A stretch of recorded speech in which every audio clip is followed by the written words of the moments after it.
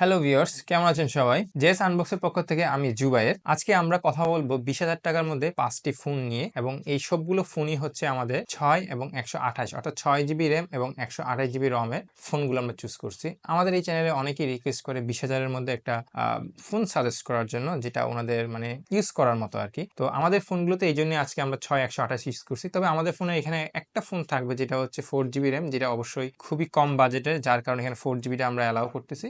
So চলুন শুরু করা যাক। দেখা যাক আজকের এই 20,000-এ 5টি ফোন কি কি থাকছে।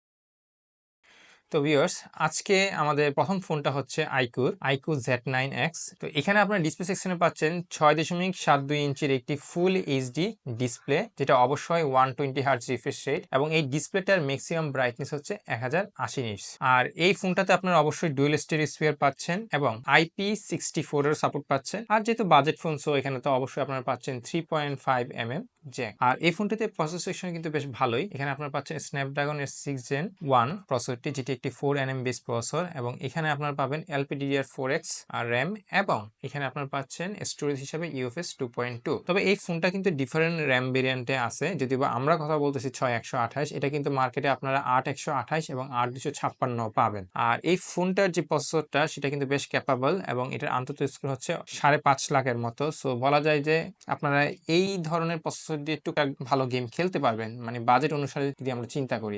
আর এই ফোনটাতে ক্যামেরা সেকশন পাচ্ছেন আপনারা 50 মেগাপিক্সেলের ক্যামেরা, এবং যেটা হচ্ছে অবশ্যই 1.8 অ্যাপাচার। আর এখানে পাশাপাশি পাচ্ছেন একটা ডেপথ সেন্সর, যেটা হচ্ছে 2 মেগাপিক্সেলের, যেটা আসলে ইউজলেস বলা যায়। আর এছাড়া আপনারা এমনিতে এখানে 4K এবং 1080p তে রেকর্ড করতে পারবেন ভিডিও, যেখানে আপনারা আবার জাইরো ES এর সাপোর্ট পাবেন। আর এছাড়া এখানে আপনার ফ্রন্টে পাচ্ছেন সেলফি হিসাবে 8 মেগাপিক্সেলের একটি ক্যামেরা, এবং যেটা দিয়ে আপনারা 30 ফ্রেমে আপনার 1080p তে রেকর্ড করতে পারবেন। আর এখানে ইমেজের ক্ষেত্রে আমি একটা কথা বলি, এই ফোনটা কিন্তু অ্যাকচুয়ালি একটু গেমিং সেন্ট্রিক চিন্তা ভাবনা করে বাজেট কাটার মধ্যে করা হয়েছে। তো এখানে ক্যামেরাটা খুব আহামরি আশা করতে পারেন না, বাট এটা একেবারে খারাপও না। দিনের বেলা লাইট পেলে কিন্তু বেশ ভালো এটা নিতে পারে। আর এখানে ব্যাটারি সেকশনে কিন্তু আপনারা কোনো কম্প্রোমাইজ করতে হচ্ছে না। এখানে আপনারা পাচ্ছেন 6000 মিলিঅ্যাম্পের একটি ব্যাটারি, এবং সাথে পাচ্ছেন আপনার 44 ওয়াটের একটি ফাস্ট চার্জিং। সো ব্যাটারির ক্ষেত্রে আই থিঙ্ক আপনাদের ব্যাকআপ নিয়ে কোনো চিন্তা করতে হবে না। আর আপনারা এই আইকিউর এই ফোনটা পাবেন অ্যারাউন্ড 20,000 টাকার মাঝে, অর্থাৎ 6 জিবি র্যামটা অবশ্যই তো দেখতে পারেন এই বাজেটের মধ্যে। আচ্ছা, আমাদের সেকেন্ড ফোনটা হচ্ছে স্যামসাং এর। সো স্যামসাং লাভার যারা, তাদের জন্য এটা গুড নিউজ যে 20,000 টাকার ভিতরে একটা স্যামসাং এর ফোন এখানে মানে জায়গা পাইছে অ্যাকচুয়ালি। তো আমাদের সেকেন্ড ফোনটা হচ্ছে স্যামসাং এর A15, যেটা হচ্ছে 6 128 অবশ্যই, এবং এই ফোনটার প্রাইস হচ্ছে অ্যারাউন্ড আপনার 18,500 বা 19,000 এর মধ্যে পাওয়া যায়। কিছুটা আপ ডাউন তো অবশ্যই করবে। তবে এই ফোনটাতে কিছু স্পেশালিটি আছে প্রিভিয়াস ওয়ানের তুলনায় আর কি। এখানে আপনারা পাবেন 6.5 ইঞ্চির একটি সুপার অ্যামোলেড ডিসপ্লে, এবং যেটা অবশ্যই 90 হার্জ রিফ্রেশ রেট। আর তাছাড়া এখানে যেহেতু স্যামসাং এর অ্যামোলেড ডিসপ্লে, খুব ভালো পাঞ্চি কালার পাবেন। আর এখানে ব্রাইটনেস এর ক্ষেত্রে কিছুটা আপনাকে স্যাক্রিফাইস করতে হতে পারে। এখানে ম্যাক্সিমাম ব্রাইটনেস হচ্ছে 800 নিটস এর মতো। সো এখানে কিছুটা হয়তো একটু ডাউনগ্রেড পাবেন, বাট কালারের ক্ষেত্রে ভালো পাবেন। আর এখানে তো অবশ্যই থাকছে 3.5mm জ্যাক। এই ফোনটা প্রসেসর সেকশনে পাচ্ছেন আপনারা মিডিয়াটেকের হেলিও Z99, যেটা আসলে এই বাজেট রেঞ্জে খুব অ্যাজ ইউজুয়াল, কারণ এই রেঞ্জে এই ধরনের প্রসেসরগুলো আসে আসলে। আর এখানে আপনার র্যাম হিসেবে পাচ্ছেন LPDDR4X।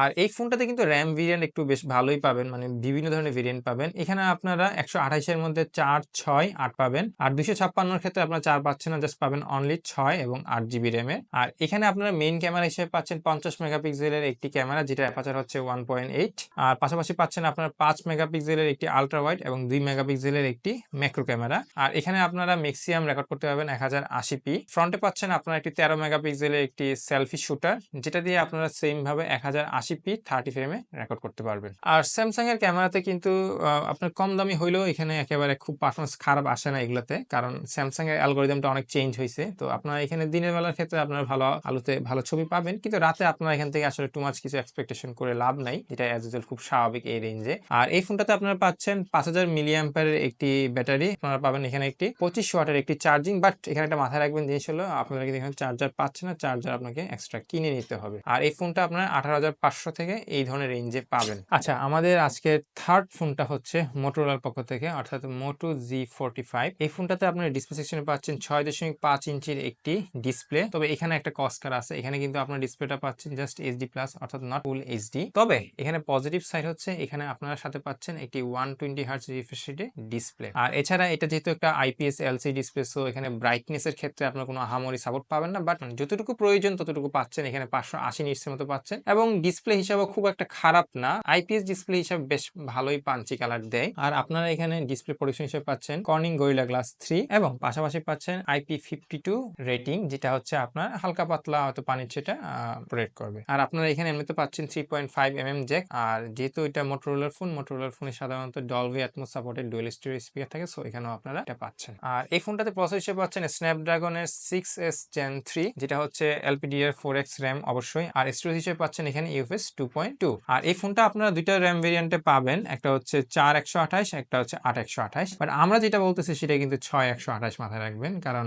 8 128টা কিন্তু বেশ ভালো এবং ওই প্রাইসে গেলে আবার আপনি কেন এইচডি প্লাস ডিসপ্লে ইউজ করবেন। আর এই ফোনটার আন্তর্জাতিক স্কোর হচ্ছে অ্যারাউন্ড 4.5 লাখের মতো, সো এটা দিয়ে টুকটাক গেমস খেলতে পারবেন, আর এখানে কোনো হেভি গেমস খেলতে পারবেন না। এটা একেবারে খুব স্বাভাবিক এই বাজেট রেঞ্জে। আর এখানে আপনারা ক্যামেরা সেকশনে পাচ্ছেন মেইন ক্যামেরা হিসেবে 50 মেগাপিক্সেলের একটি শুটার, সাথে পাচ্ছেন 2 মেগাপিক্সেলের একটি ম্যাক্রো ক্যামেরা এবং এই ক্যামেরাগুলো দিয়ে আপনি রেকর্ড করতে পারবেন ভিডিও 1080p, অবশ্যই 30 fps এ। তবে এখানে সাপোর্ট পাচ্ছেন জাইরো ইআইএস এ। সেলফি হিসেবে পাচ্ছেন আপনারা এখানে একটি 16 মেগাপিক্সেলের ক্যামেরা এবং যেখানে আপনার ভিডিও রেকর্ড করতে পারবেন 1080p, অবশ্যই 30 fps এ। তবে মোটোরোলার কিন্তু আসলে বাজেট রেঞ্জের ফোনগুলোর ক্যামেরা খুব একটা ভালো হয় না, সো এখানেও খুব সেম। সো প্রাইস কনসিডার করলে চলনসই বলা যায় আর কি। আচ্ছা, এই ফোনটাকে পাওয়ার আপ করতেছে 5000 মিলিঅ্যাম্পের একটা ব্যাটারি এবং সাথে পাচ্ছেন 18 ওয়াটের একটি ফাস্ট চার্জিং। তবে এখানে একটা গুড নিউজ হচ্ছে, এখানে কিন্তু আপনারা চার্জার পাচ্ছেন, যেটা আপনার স্যামসাং এর A15 এ পাচ্ছিলেন না, এখানে আবার চার্জারটা আপনাদের এখানে ইনক্লুডেড। আর এই ফোনটা আপনারা এখন পাচ্ছেন অ্যারাউন্ড 18,500 টাকাতে, যদি বা প্রাইসটা কিছুটা আপ ডাউন করে। আপনারা পারচেজ করার আগে অবশ্যই আপনারা এটা মার্কেট একটু জেনে নেবেন আর কি। আপনার বাজেট যদি হয় 18,500 টাকার নিচে, তাইলে আপনার জন্য হচ্ছে এই ফোনটি। আমাদের এখনকার ফোনটি হচ্ছে Realme Narzo 70X, যেটা এই মুহূর্তে পাচ্ছেন আপনারা 17,000 টাকায় এবং এটা অবশ্যই 6 128 জিবি। এই ফোনটা ডিসপ্লে সেকশনে পাচ্ছেন 6.72 ইঞ্চের একটি ফুল এইচডি ডিসপ্লে। এটা অবশ্যই আইপিএস এলসিডি, যেখানে পাচ্ছেন 120 হার্টজ রিফ্রেশ রেট। আর এই ডিসপ্লেটা হচ্ছে 800 নিটস ম্যাক্সিমাম সাপোর্ট করে, সো আউটডোরে খুব একটা ইস্যুস হবে না অ্যাজ এ আইপিএস ডিসপ্লে হিসাবে। আর বাজেট রেঞ্জের ফোন, সো 3.5 জ্যাক যাচ্ছে না মিস। আর এখানে তো অবশ্যই পাচ্ছেন আপনারা স্টেরিও স্পিকার। আর এই ফোনটা IP54 সাপোর্টেড, সো এখানে আপনারা ডাস্ট এন্ড স্প্ল্যাশ রেজিস্ট্যান্ট। আর এই ফোনটাতে প্রসেসর হিসেবে পাচ্ছেন মিডিয়াটেক ডিমেনসিটি 6100, অবশ্যই এটা প্লাস ভার্সন, মানে এটা মডিফাইড ভার্সনটা। আর এখানে LPDDR4X হিসেবে পাচ্ছেন র্যামটা, আর স্টোরেজে আপনারা পাচ্ছেন UFS 2.2। আর এই প্রসেসরটা আন্তর্জাতিক স্কোর হচ্ছে অ্যারাউন্ড 4 লাখের মতো, সো এখান থেকে খুব একটা বেশি কিছু এক্সপেক্ট করতে পারেন না। আর যেহেতু বাজেট স্লোলি কমতেছে, সো আপনার এখানে গেমিং এর ওই ধরনের কোনো আশা করতে পারেন না। আর এই ফোনটাতে আপনারা ক্যামেরা সেকশনে মেইন ক্যামেরা হিসেবে পাচ্ছেন 50 মেগাপিক্সেলের একটি ক্যামেরা এবং পাশাপাশি থাকছে 2 মেগাপিক্সেলের একটি ডেপথ ক্যামেরা, যেটা একেবারে ইউজলেস। আর এখানে আপনারা ভিডিও রেকর্ড করতে পারবেন 1080p, এগুলো অবশ্যই 30 fps এ। আর এখানে সেলফি হিসেবে পাচ্ছেন 8 মেগাপিক্সেলের একটি সেন্সর, আর যেটা দিয়ে অবশ্য সেম ভাবে মানে 1080p 30 ফ্রেমে আপনারা ভিডিও করতে পারবেন। আর এই ফোনটাকে পাওয়ার আপ করতেছে 5000 মিলিঅ্যাম্পের একটি ব্যাটারি এবং এখানে আপনারা পাবেন 45 ওয়াটের একটি ফাস্ট চার্জিং এবং এখানে কিন্তু মনে রাখবেন সেটা হলো চার্জার কিন্তু ইনক্লুডেড। আচ্ছা, আপনার বাজেট যদি হয় 17,000 টাকা আর একটু কম, তাহলে আপনার জন্য অপেক্ষা করতেছে ওয়ানপ্লাসের নর্ড N30 SE, যেটা অবশ্যই 4GB র্যাম এবং 128GB রম, কারণ এটা যেহেতু বাজেট কমে আসছে, এখন আসলে আপনারা 6GB ভেরিয়েন্টের কোনো ফোন পাবেন না। আচ্ছা, যাই হোক, এই ফোনটার এই মুহূর্তে প্রাইস হচ্ছে অ্যারাউন্ড 16,000-এর মতো, বাট কিছুটা আপ ডাউন তো অবশ্যই থাকে, সেটা কেনার আগে অবশ্যই যাচাই করে নেবেন। আর এই ফোনটাতে ডিসপ্লে সেকশনে 6.72 ইঞ্চির একটি আইপিএস এলসিডি ডিসপ্লে পাচ্ছেন, তবে এখানে পাচ্ছেন না কোনো ধরনের 120 হার্টজ, এখানে হচ্ছে রেগুলার 60 হার্টজের রিফ্রেশ রেট। সাথে পাচ্ছেন 3.5 জ্যাক, আর মিস যাচ্ছে না এখানে স্টেরিও স্পিকার। আচ্ছা, এই ফোনটাকে পাওয়ার আপ করতেছে মিডিয়াটেকের ডিমেনসিটি 6020, আর র্যামের টাইপটা হচ্ছে এখানে LPDDR4X, আর স্টোরেজ হিসেবে আপনারা এখানে UFS 2.2 পাচ্ছেন। আর র্যাম ভেরিয়েন্টটা এটার আসলে অ্যাকচুয়ালি একটাই 4 128, যেটার প্রাইস অলরেডি আমি মেনশন করছি। আর এই প্রসেসরটার আন্তর্জাতিক স্কোর খুব একটা ভালো না, অ্যারাউন্ড 4 লক্ষের মতো, সো এখান থেকে খুব বেশি কিছু এক্সপেক্ট করতেই পারেন না, বাট চলার মতো আর কি। আর এই ফোনটার ক্যামেরা সেকশনে আপনারা 50 মেগাপিক্সেলের একটি মেইন সেন্সর পাচ্ছেন, যেটা অ্যাপারচার হচ্ছে 1 1.8 আর পাশাপাশি 2 মেগাপিক্সেলের একটি ডেপথ ক্যামেরা। আর এই ক্যামেরাগুলোতে আপনি রেকর্ড করতে পারবেন ভিডিও 1080p এবং এটা অবশ্যই 30 fps। আর সেলফিতে পাচ্ছেন 8 মেগাপিক্সেলের, যেটা অ্যাপারচার হচ্ছে 2.0 এবং এখানেও আপনারা সেম ভাবে 1080p 30 fps এ রেকর্ড করতে পারবেন। আর এই রেঞ্জে ক্যামেরাতে আসলে খুব একটা কিছু বলার নাই, যদি প্রপার লাইট কন্ডিশন পান সেক্ষেত্রে ছবি চলনসই, মানে ওকে লেভেলের বলা যায়। আর এখানে আপনারা পাচ্ছেন 5000 মিলিঅ্যাম্পিয়ারের একটি ব্যাটারি এবং এখানে ওয়্যার চার্জিং যেটা পাচ্ছেন সেটা 33 ওয়াটের ফাস্ট চার্জিং, এখানে চার্জারটা ইনক্লুডেড।